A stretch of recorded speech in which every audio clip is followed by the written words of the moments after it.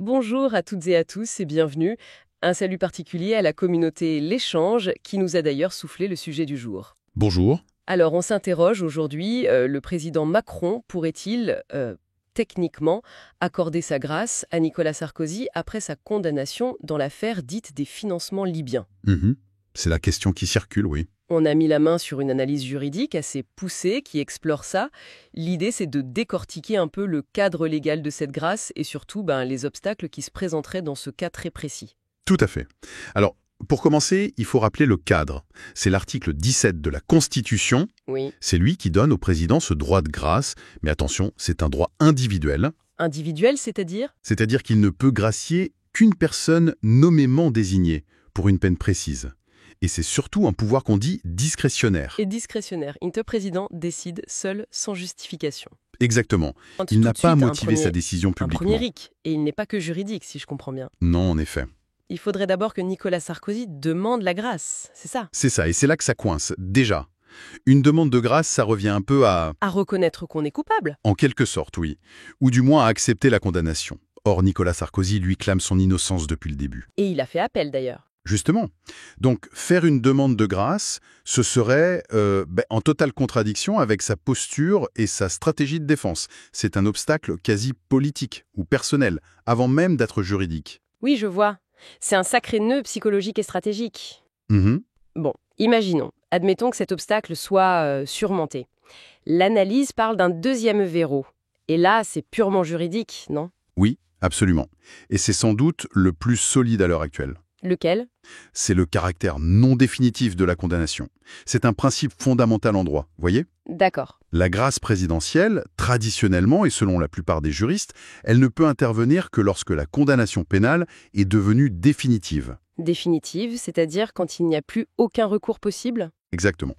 Plus d'appel, plus de pourvoi en cassation, la décision est ce qu'on appelle l'autorité de la chose jugée.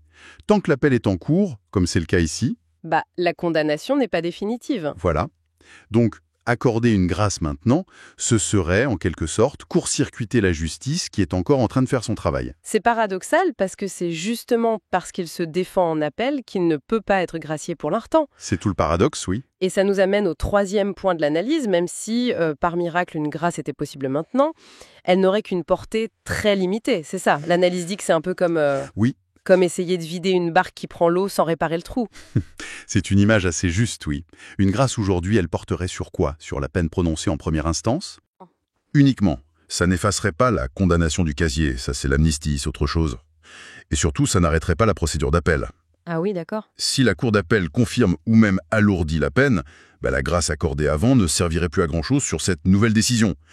Et ça ne le protégerait pas non plus pour d'autres affaires éventuelles. C'est très ciblé en fait. Extrêmement ciblé sur une peine précise, à un instant T. Ce n'est pas un blanc-seing juridique. On comprend mieux pourquoi l'intérêt stratégique est faible à ce stade. Et il y a un dernier point, plus contextuel, c'est ça, sur la façon dont Emmanuel Macron utilise ce droit de grâce. Oui, tout à fait. Le contexte politique est important. Depuis 2017, Emmanuel Macron a été, très très réservé sur l'usage de la grâce. Ah oui. L'analyse le rappelle, et c'est connu, il ne l'a utilisé qu'une seule fois, en 2018. C'était pour une détenue, un cas très particulier, pour des raisons humanitaires assez fortes, qui avaient été mises en avant.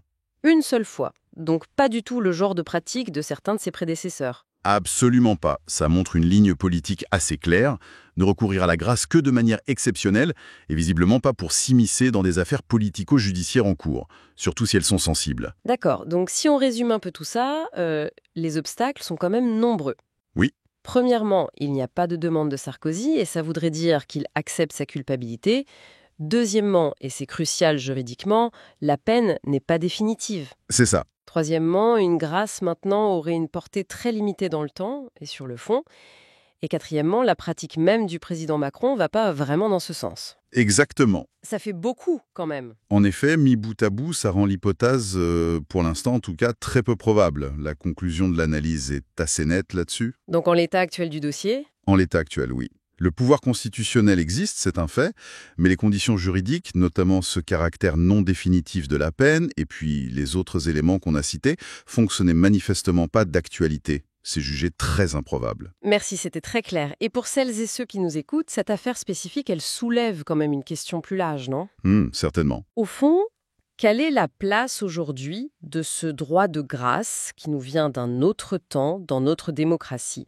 Comment est-ce qu'on articule ce pouvoir un peu hors norme avec le principe d'égalité devant la justice, avec le bon déroulement des procédures, surtout quand ça touche des personnalités politiques très connues? C'est toute la tension, oui, entre pouvoir régalien et état de droit moderne. Voilà, c'est une vaste question, matière à réflexion. Merci beaucoup de nous avoir suivis pour cette exploration.